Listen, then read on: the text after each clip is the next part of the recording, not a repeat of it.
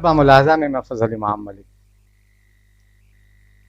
पूर्व केंद्रीय मंत्री और लोक जनशक्ति पार्टी के संस्थापक रामविलास पासवान को मौसम विज्ञानी कहा जाता था। लेकिन मौसम वैज्ञानिक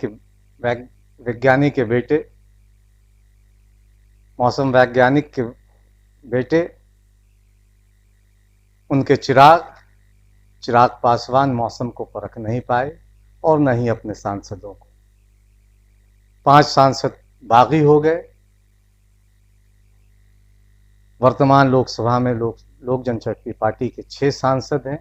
चिराग अब अकेले रह गए हैं। 5 सांसदों ने अपनी अलग राह चुनी।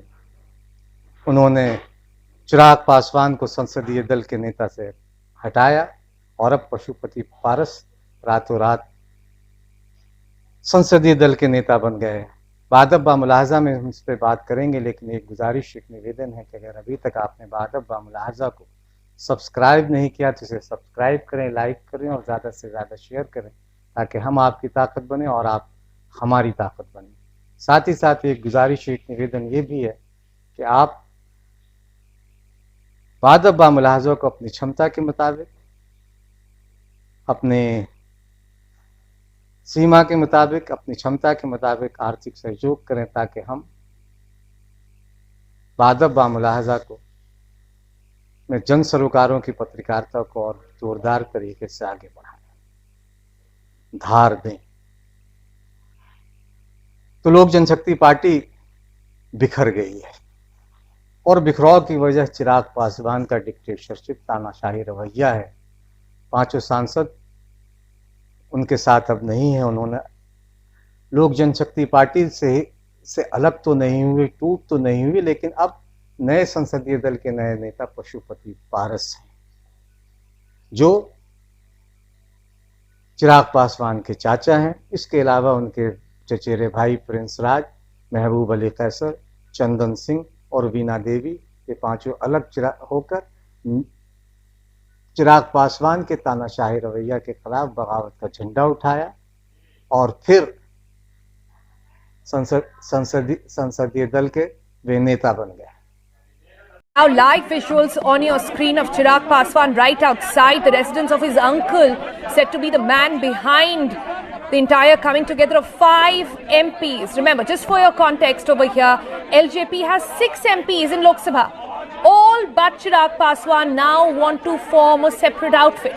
Said to be not happy with the way he's been handling the party, not happy with his leadership style as well.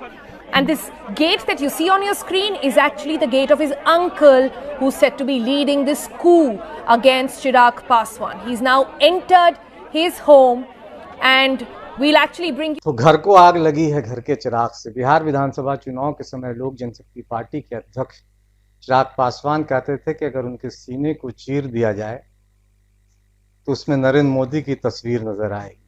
Chirag Paswan ने खुद को नरेंद्र मोदी का हनुमान बताया, लेकिन राम की सेना ने हनुमान को निपटाने की पथकथा लिखी। हालांकि लोजपा में जो कुछ भी हुआ उसके लिए जदयू और नीतीश कुमार को जिम्मेदार माना जा रहा है, लेकिन यह गलत है। असल खेल तो भाजपा ने खेला। वैसे बिहार विधानसभा चुनाव के वक्त ही ये पथकथा लिखी गई थी। दरअसल विधानसभा चुनाव के दौरान चिराग की गंदी राजनीति से नीतीश कुमार आहत थे। चिराग आहत थे। चिराग पासवान ने सार्वजनिक तौर पे न सिर्फ उनकी आलोचना करते थे, बल्कि उन्हें जेल तक भिजवा देने की धमकी देते थे। जाहिर है कि इन सब से एक अलग तरह का माहौल बना और एनडीए के खिलाफ चिराग पासवान ने बिना अपने शीर्ष नेताओं के राय मशवरा किए हुए उम्मीदवार उतारे। 100 से ज़्यादा उम्मीदवार उतारे, जिसमें 35-40 सीटें ऐसी हैं जिसपे एनडीए को उनकी वजह से नुकसान हुआ और जदयू को कम से कम 30 सीटों का घाटा हुआ। जाहिर है कि नीतीश चिराग पासवान के लगाए इस घाव को भूले नहीं होंगे। बिहार के मुख्यमंत्री बने वो, और उन्होंने बिहार को फिर से, पार्टी को फिर से समेटने की कोशिश की। सीटें कम आई, लेकिन मुख्यमंत्री वो बने। जाहिर है कि जो लड़ाई, जिस तरह की भाषा चिराग पासवान चुनाव में बोल रहे थे, उसका खमियाजा अब उन्हें भुगतना पड़ रहा है। लेकिन ये खारा खेल जदयू या नीतीश कुमार ने नहीं खेला, भाजपा ने खेला है। जदयू नेता, पार्टी के संसदीय बोर्ड के अध्यक्ष और पार्षद उपेंद्र कुशवाहा ने ठीक कहा कि जैसा काटोगे वही बोओगे, जो बोया है वही काटोगे। और इसमें जदयू का कहाँ कुछ मामला बनता है, ये तो चाचा भतीजे का मामला है। तो जाहिर है कि जिस तरह की एक दोगली राजनीति, दोगली पॉलिसी,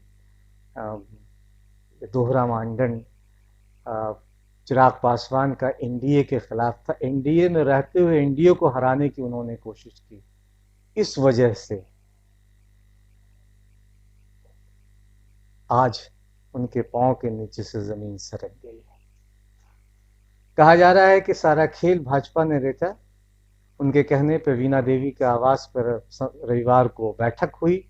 बैठक में 5 सांसद हुए। लोकसभा के स्पीकर ओम बिरला से समय लिया गया, रात 8 बजे समय दिया गया। वहाँ रात 10:30 बजे उन्हें चिट्ठी सौंपी गई, तस्वीरें खिंचवाई गई। चिट्ठी सौंपते वक्त वहाँ बिहार के भाजपा प्रभारी भूपेंद्र यादव, जो सांसद भी हैं, और बिहार प्रदेश अध्यक्ष संजय जायसवाल की मौजूदगी की बात कही जा रही। साथ ही साथ वहाँ जदयू के सांसद ललन सिंह के रहने की बात भी कही जा रही है। जाहिर है कि इससे एक संदेश देने की कोशिश ये की जा रही थी कि लोजपा में जो खींचतान चल रही है वो उसके पीछे जदयू है, लेकिन दरअसल भाजपा ने इसमें बड़ी भूमिका निभाई। और भाजपा की भूमिका को इससे भी समझा जाता है कि जिस तेजी से सारा काम हुआ, पशुपति कुमार पारस को संसदीय दल का नेता चुना गया, ओम बिरला से स्पीकर से समय लिया गया, उन्हें चिट्ठी सौंपी गई और फिर तुरंत फुरत पशुपति कुमार पारस को संसदीय दल का नेता चुनकर एक तरह से चिराग को बड़ा झटका दिया गया। दरअसल इन सब के बीच भाजपा की मंशा ये थी कि वो लोक जनशक्ति पार्टी की जो केंद्रीय मंत्रिमंडल के विस्तार की बात चल रही है, और नीतीश कुमार नहीं चाहते कि चाहते थे कि चिराग पासवान को किसी भी तरह से केंद्रीय मंत्रिमंडल में जगह मिले। इसलिए ये सारा खेल रचा भारतीय जनता पार्टी में, ताकि लोक जनशक्ति पार्टी को केंद्रीय मंत्रिमंडल में जगह बनाकर एक संकेत दिया जाए कि वो दलितों के साथ है, दलितों को साथ लेकर चलना चाहता है। और ये सारा खेल रचा गया। हालांकि इल्जाम जदयू पर लग रहे हैं कि जदयू के नेता ललन सिंह, महेश्वर हजारिया और दूसरे नेताओं ने इसमें महत्वपूर्ण भूमिका निभाई, लेकिन दरअसल इस पूरे एपिसोड में, पूरे घटनाक्रम के लिए अगर कोई जिम्मेदार है तो वो खुद चिराग पासवान है, क्योंकि वो खुद को बहुत होशियार, बहुत बड़े सियासतदान समझ रहे थे। अभी बहुत सारा खेल होना बाकी है, दिल्ली में भी, पटना में भी। हालांकि अब डैमेज कंट्रोल के तौर पर चिराग पासवान ने 5 सांसदों को निलंबित करने का फैसला किया है, लेकिन बाजी तो फिलहाल अभी पशुपति पारस के हाथ में ही दिखाई दे रही है, क्योंकि वो संसदीय दल के नेता बन चुके हैं, और संसदीय दल के नेता बनना एक बड़ी बात कही जा सकती है। जाहिर है कि इसके बाद वो जोड़ घटाव सारा कुछ करेंगे, सारे गणित बिठाएंगे, सारे गुना भाग करेंगे, और उसके बाद उन्हें अपने नेताओं का भी समर्थन मिलेगा, क्योंकि पारस के साथ नेता न हो ऐसी कोई बात नहीं हो सकती है। वो बिहार प्रदेश के अध्यक्ष रहे हैं, बिहार में मंत्री रहे हैं। ये बात भी सही है कि नीतीश कुमार की उन्होंने तारीफ की, क्योंकि नीतीश कुमार ने उन्हें किसी सदन का सदस्य न रहते हुए भी अपने मंत्रिमंडल में पिछली बार जगह दी थी, और नीतीश कुमार की उन्होंने तारीफ की और नीतीश कुमार के साथ मिलकर काम करना चाहते हैं, क्योंकि नीतीश कुमार बिहार के मुख्यमंत्री हैं, एनडीए के नेता हैं यहाँ। तो जाहिर है कि अभी सब कुछ खत्म नहीं हुआ है। चिराग पासवान के लिए जरूर खत्म होता हुआ दिख रहा है। लेकिन लोक जनशक्ति पार्टी और को लेकर जो सवाल उठ रहे हैं, अब पशुपति पारस की अगुवाई में में ही वो लोजपा आगे बढ़ेगी। इन सब के बीच जो पत्रकारों की एक टोली लगातार महागठबंधन को लेकर बहुत पुरुमीद थी, और जिस हम नेता जीतन राम मांझी और मुकेश सहनी के वीआईपी को लेकर कई तरह के सवाल उठा रही थी और कई तरह की बातें कर रहे थे। कई पत्रकार तो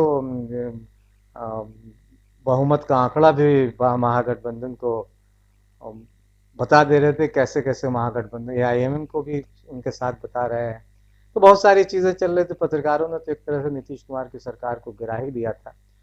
कुछ बयान भी इधर, चाहे वो मुकेश सहनी हो या जीतन राम मांझी के जिस तरह के बयान आए, इसे लेकर मीडिया ने जिस तरह का उछाला उन बयानों को, हालांकि उसमें ऐसा कुछ नहीं था जिससे सरकार पे कोई खतरा हो, लेकिन मीडिया अपनी तरीके से, मीडिया का एक तबका, खासकर सोशल मीडिया या जो आजकल यूट्यूब चैनल्स हैं, उन पे एक नए नरेशंस गढ़े जा रहे थे। उस पे भी मुझे लगता है कि विराम लगेगा, और न सिर्फ उन पे विराम लगेगा बल्कि जीतन राम मांझी हो या मुकेश सहनी हो, इन लोगों ने जिस तरह का एक रुख अपनाया था, फिलहाल उस पर भी विराम लगेगा, क्योंकि ये बड़ा खेल हुआ है और ये खेल हुआ है तो खेल अभी ख़त्म नहीं हुआ है, खेल जारी रहेगा। और वो पंक्तियाँ याद आती हैं कि इब्तिदाए इश्क है, रोता है क्या, आगे आगे देखिए होता है क्या। आप भी देखें, हम भी देखें, लेकिन ये तय है कि चिराग के लिए अब बहुत कुछ बचा नहीं है। चिराग अपनी ज़मीन खो चुके हैं, लोजपा उनके हाथ से निकल रही है। अब सिर्फ पूंछ बाकी है, कार्यकारिणी की बैठक के बाद सारे फैसले। The Chirag Paswan-led Lok Janshakti Party has imploded from within, with his 5 Lok Sabha MPs ousting the young Bihar politician as the floor leader in their parliamentary unit. Chirag, son of late Bihar veteran Ram Vilas Paswan, who took lead in confusing the NDA campaign in the run-up to the Bihar Assembly election, is now scrambling to contain the situation by making attempts to reach out to the leaders outside the parliamentary party also, reports said. The Indian Express reported that the 5 rebel MPs also posed their confidence in Chief Minister Nitish Kumar, against whom Chirag had led a massive campaign during the election. This revolt assumes significance also because it comes in the wake of widespread speculation that Prime Minister Modi is gearing up to reshuffle his Union Council of Ministers. Meanwhile, Pashupati Kumar Paras was on Monday unanimously elected as the leader of the Lok Janshakti Party in the Lok Sabha.